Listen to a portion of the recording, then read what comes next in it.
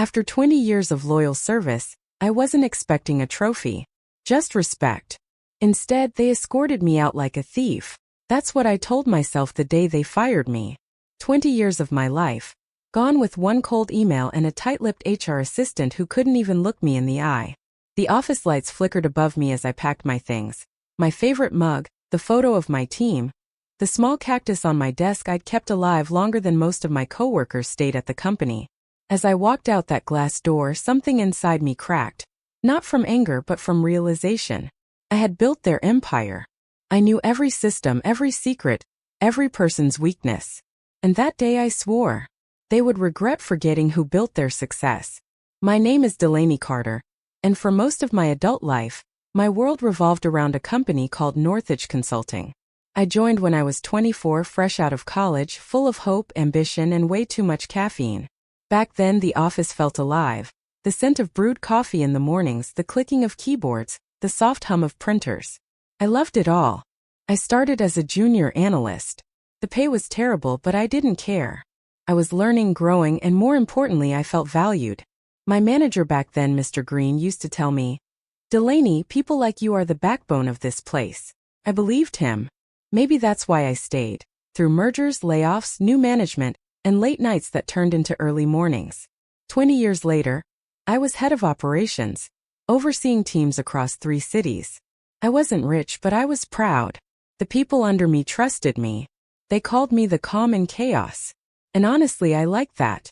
Every morning, I'd arrive at 7:30 sharp before most. The security guard, Harold, would smile and wave as I walked in. "Morning, Miss Carter," he'd say. I'd always bring him a coffee, 2 sugars, no cream. It became our little ritual. Then came the shift, the moment everything started feeling colder. A new CEO took over, Rebecca Voss. She was young, sharp, and obsessed with efficiency. That word, efficiency, it started haunting the halls. Meetings became shorter, smiles became tighter, and the warmth I'd known for 2 decades began to fade. Rebecca started bringing in her own people, consultants who spoke in buzzwords and carried tablets instead of notebooks. I remember one of them, a smug guy named Eli, once said in a meeting, "We need to optimize legacy employees." I asked him what that meant. He smirked. "It means we need to see if long-timers like you still bring value."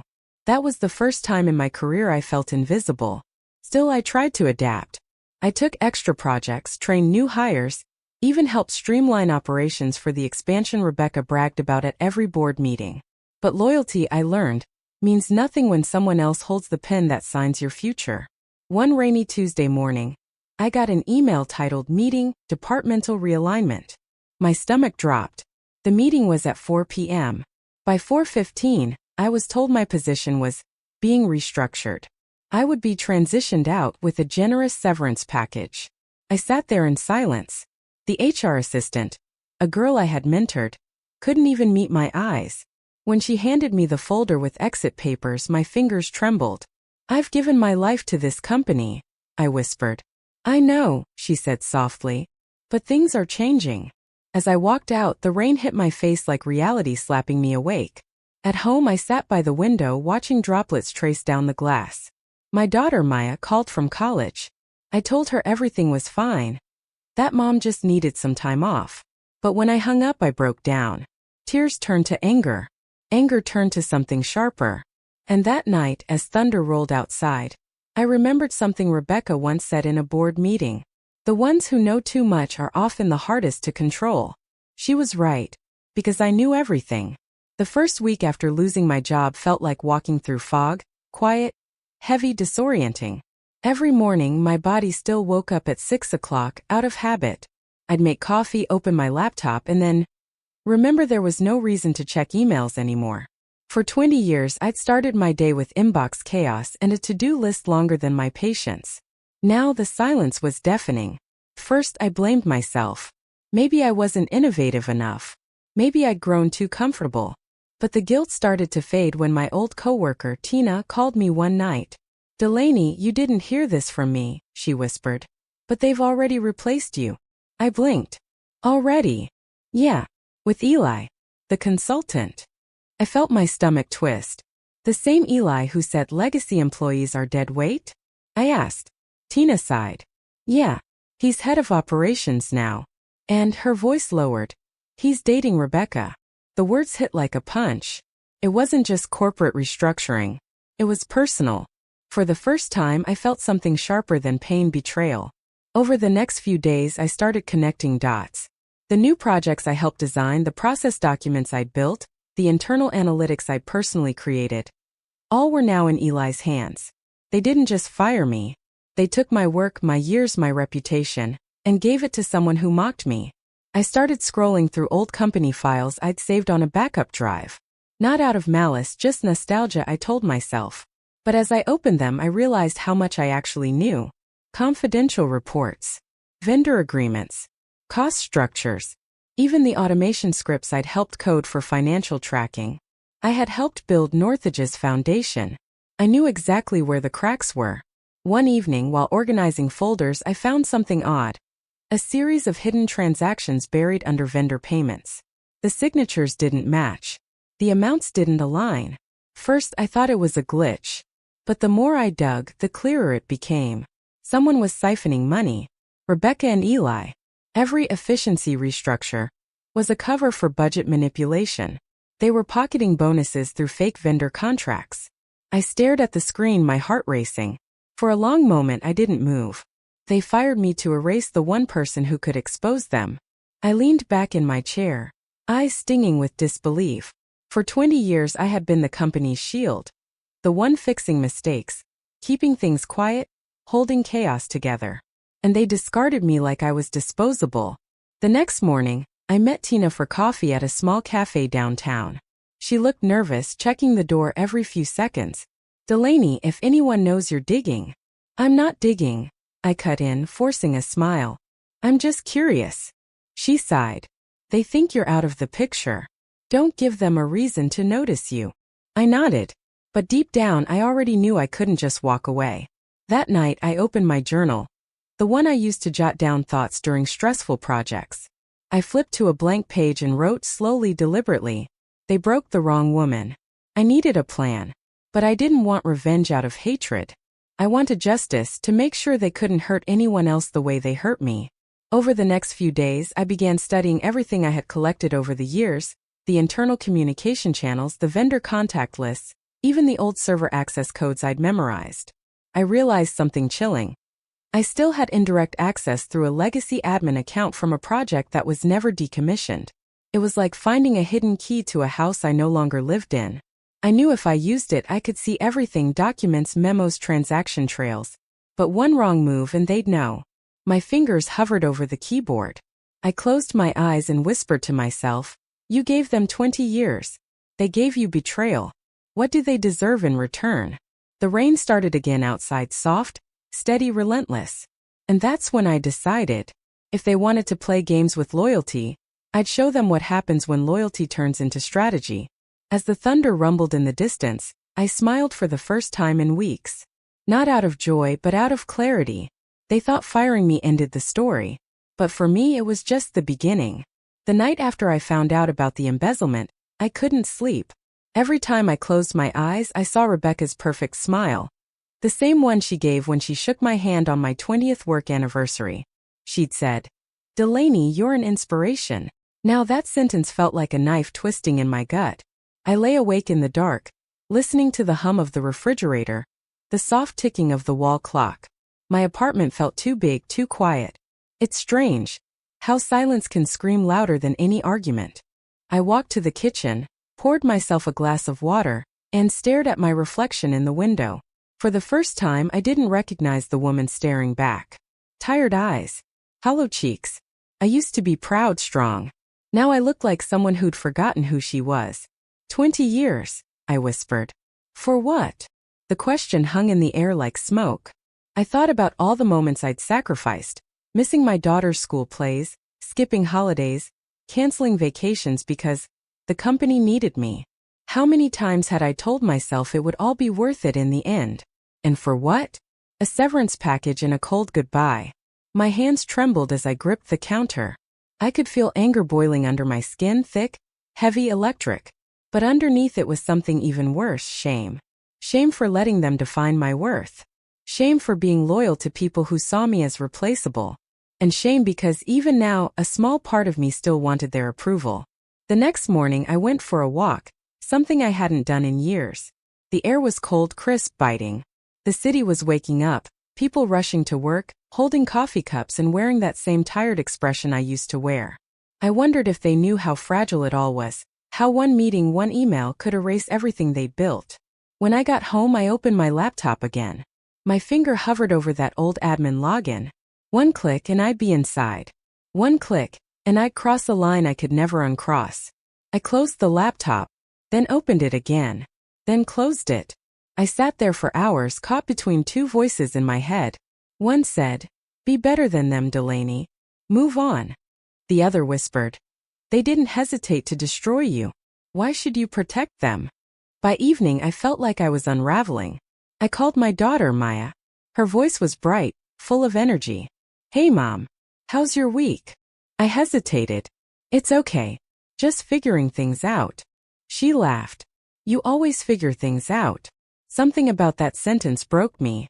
After we hung up, I sat in the dark and cried. Not the quiet kind of crying, but the kind that shakes your whole body, years of exhaustion pouring out at once. I cried for the girl I was when I joined Northridge. For the woman who believed hard work guaranteed security. For every night I stayed late at the office, fixing other people's mistakes while they went home to their families. When the tears finally stopped, the room felt different, calmer but heavier. And then, something inside me shifted. I realized that this pain wasn't just anger or grief. It was clarity. They hadn't destroyed me. They had freed me. For the first time in decades, I had nothing left to lose, and that meant I had power. I poured myself a cup of coffee and sat by the window as the sun started to rise. The world looked softer, like the first light of morning had washed everything clean. But inside me, something new had formed, quiet, sharp, deliberate. Not revenge born from rage, but justice born from truth. I opened my journal again and wrote, "When they erased me, they erased their last safeguard. Now I decide how the story ends." Then I powered on my laptop, took a deep breath and entered that old admin password. The screen blinked. Access granted. A surge of adrenaline hit me, fear and power colliding in one pulse. For the first time in weeks I smiled. Not out of joy but purpose. Because now I wasn't just a victim of betrayal. I was the woman who knew how to end it. The system dashboard blinked to life. Familiar yet strange. Like stepping back into a place that once felt like home but now carried ghosts. The same blue interface I designed years ago stared back at me. Northridge internal access. Admin mode. I exhaled slowly. "Hello again," I whispered. I wasn't sure what I was looking for at first. Maybe closure. Maybe control. But as I navigated through the folders, the smell of burnt coffee from my kitchen filled the air. Grounding me. Reminding me that I wasn't that obedient employee anymore. This was my time. I started tracing patterns, transactions, email trails, meeting summaries. It was like reading between the lines of greed. Rebecca and Eli had set up a web of fake vendor companies funneling consulting fees straight into offshore accounts. The numbers were staggering. But what was worse? They disguised them under my old authorization code. They hadn't just stolen from the company. They'd set me up as the fall guy. My heart thudded in my chest. For a moment I couldn't breathe. Then something in me hardened. They thought I was gone, irrelevant, powerless. They had no idea who they were dealing with. I started documenting everything, screenshots, timestamps, encrypted backups. I stored them on a private drive under a decoy name. Vacation Photos 2018. Each night I worked in silence, headphones on, the soft hum of lo-fi music keeping me focused. But revenge couldn't just be about proof. It needed timing, leverage, and precision. I spent the next week gathering intel. Through LinkedIn, I discovered that Northridge was about to announce a massive partnership with a government infrastructure project. A contract worth millions. Rebecca was going to present the final proposal herself. Perfect. I didn't want to destroy the company, only the rot inside it. The people who'd made Northridge corrupt needed to fall publicly, irrevocably, and poetically. So, I built my plan like I used to build systems, layer by layer. Step 1, collect. I organized all the fraudulent transactions in chronological order, linking every false invoice to Eli's account activity and Rebecca's authorization signatures. Step 2, protect. I uploaded duplicates to multiple encrypted cloud drives, one under Maya's name, another under a lawyer friend's. I made sure even if something happened to me, the truth wouldn't vanish. Step 3: leak but smart. I didn't want a messy scandal. I wanted a controlled implosion. So I reached out, anonymously, to a well-known investigative journalist I'd met years ago during a corporate transparency project. Her name was Lydia Shaw. I sent her a teaser file with one line. "You think Northridge builds systems? Look closer. They build lies." Within 12 hours, Lydia replied, "Who are you?" "Someone who used to believe in them," I typed back. I promised her the full story once I had everything airtight. At the same time, I created a fake internal memo, drafted exactly in Rebecca's writing style. It detailed a proposal that contradicted their upcoming government pitch. I slipped it quietly into the internal network, time to appear during Rebecca's next board presentation. Step 4: wait. The hardest part wasn't the technical work, it was the patience. Waiting for that perfect moment when all the threads would pull tight and snap. During those days, I went about life quietly. I met Maya for lunch, smiled more, slept better. She thought I was healing. Maybe I was, just not in the way she imagined. At night, I'd sit on my balcony watching the city lights. They reminded me of The Office. Each window a story, each story hiding secrets. I wondered how many people out there were just like me, loyal, discarded, invisible. One evening, I got a text from Tina. "Rebecca's presentation is scheduled for next Monday. Everyone's nervous. Feels like something's coming." I smiled. "Something is," I texted back. By the weekend, everything was in motion. Lydia had confirmed she was ready to publish the exposé the moment I gave the green light. The files were synced, encrypted, verified. The fake memo was set to trigger automatically at 10:15 a.m., right in the middle of Rebecca's government presentation. Sunday night, I stood by my window sipping tea, my reflection merging with the city lights. I thought about the years I spent defending Northridge's reputation, how I'd once believed loyalty meant silence. Now I knew better. "Loyalty," I whispered, "should never be blind." I shut my laptop and finally slept, peacefully, dreamlessly, for the first time since losing my job. Tomorrow would be the day they lost everything. James's office was eerily quiet that morning. The blinds were half open, letting in streaks of gray light that cast long shadows across the floor. The day had come. The day Marcus would face what he never saw coming. James had spent the entire night preparing. Every file, every recording, every email was in place. He wasn't going to confront Marcus in anger. He was going to destroy him with truth. At 8 a.m. sharp, the company's executive meeting began. The room was filled with department heads, the HR director, and even the regional VP who had flown in that morning after receiving James's anonymous evidence packet.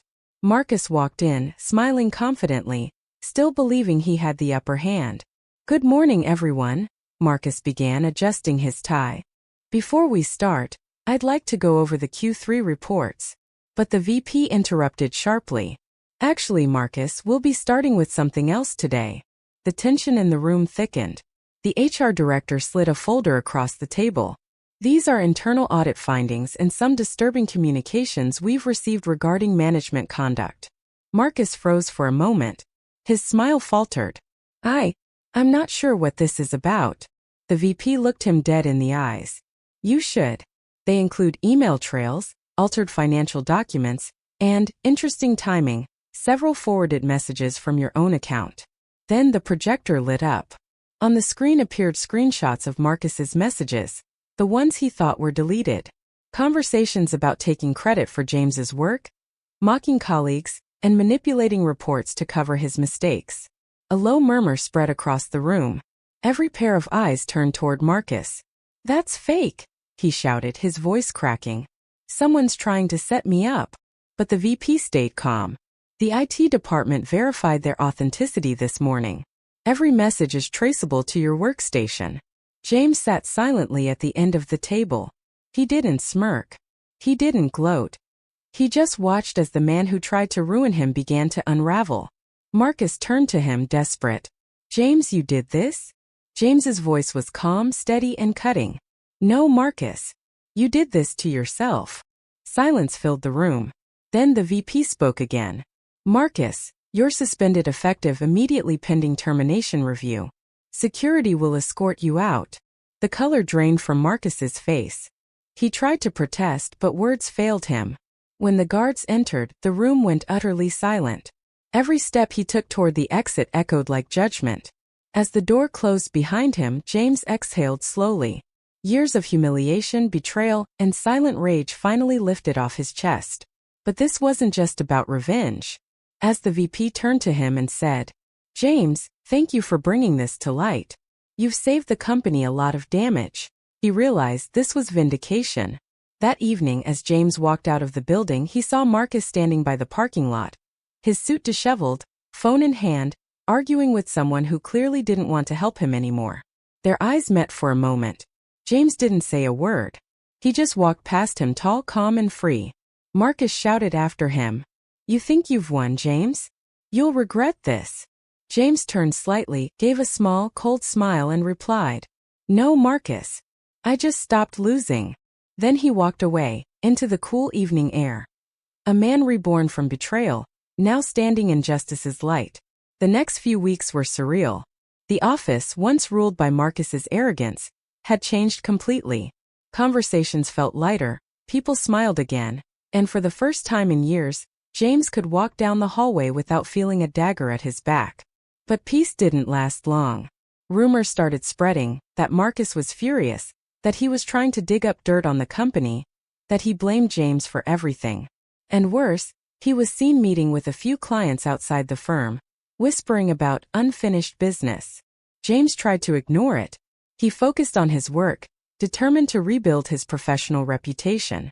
The VP had called him in for a private meeting a few days earlier.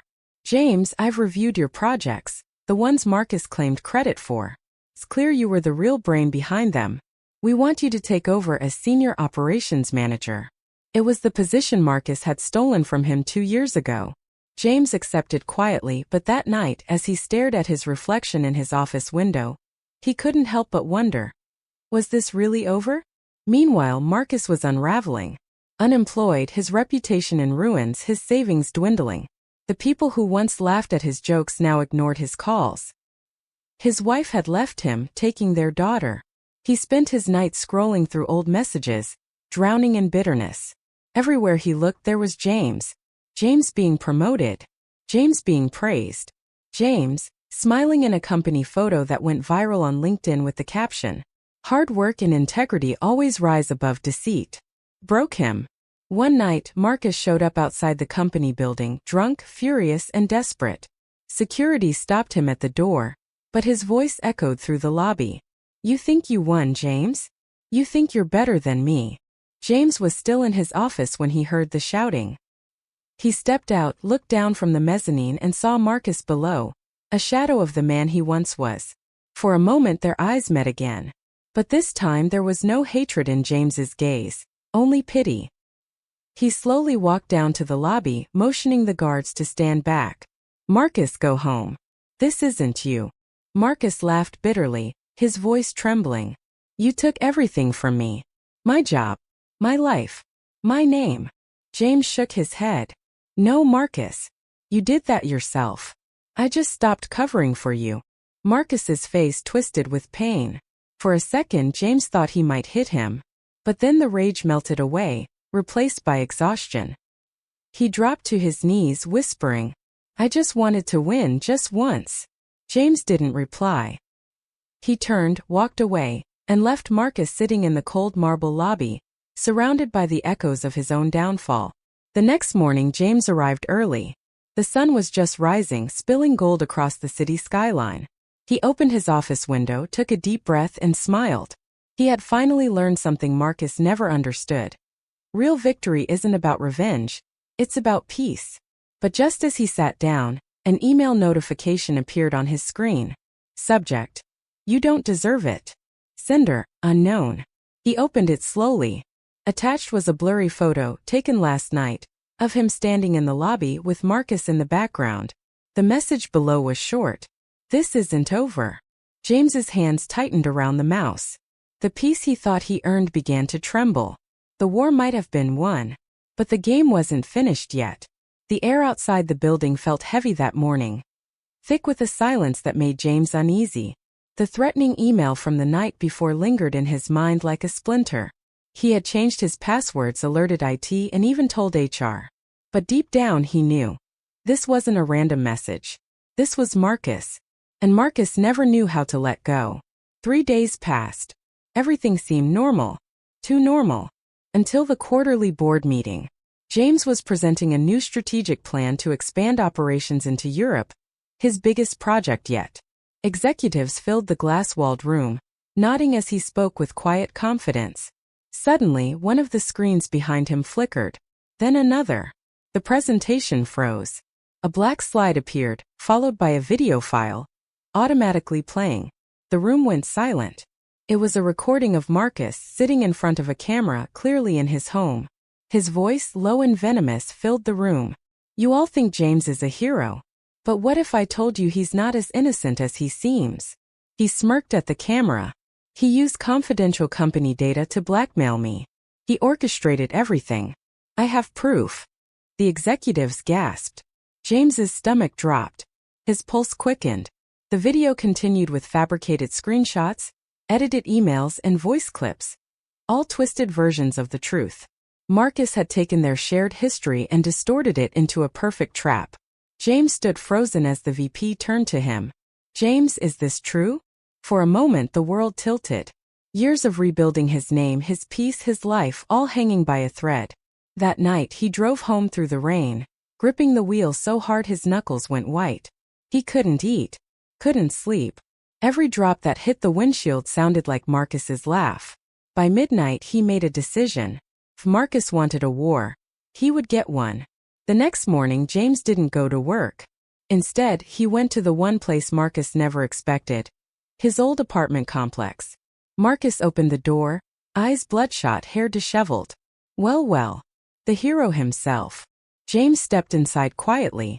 Enough, Marcus. You've done enough damage. Marcus chuckled darkly. Damage? No, James. This is justice. You stole my life. I'm just taking it back. James took a deep breath, then placed something on the table. A small flash drive. This is everything. Every email, every report, every server log. You left digital fingerprints everywhere. I already sent it to the board. Marcus froze. You're lying. James met his eyes. Check your inbox. Marcus grabbed his laptop, hands trembling. When he saw the email, time-stamped, official, undeniable, his face crumbled. You wouldn't. James's voice was calm. I didn't want to. But you forced me to choose, between letting you destroy me, or ending this for good. Marcus slumped in his chair, silent. The rain outside grew heavier, streaking the window with silver lines. You win, Marcus whispered. I've lost everything. James stood, turning toward the door. No, Marcus. We both lost. You just never realized it sooner. He paused, his hand on the doorknob. Goodbye, Marcus. As he walked away, Marcus's voice followed him faintly, broken, hollow. Tell me, James, was it worth it? James didn't answer. He stepped into the rain, letting it wash over him like confession. 2 weeks later, Marcus disappeared. Some said he left the city. Others whispered darker endings. No one ever heard from him again. James was cleared of all accusations. The board reinstated his position, praising his transparency. But even as he smiled for the cameras, there was a weight in his chest, the quiet knowledge that revenge never truly ends. That night, alone in his office, he recorded a voice memo. Not for anyone else but for himself. Revenge feels righteous when you're broken. But once it's done, all you're left with is silence. And in that silence you realize, peace was what you wanted all along. He closed his eyes, whispered softly, may we never forget that justice without compassion is just another form of cruelty. Then he deleted the file, stood up and walked out, leaving the past behind once and for all. If you've ever been betrayed, don't waste your life trying to destroy those who hurt you. Live better. That's the only revenge worth taking.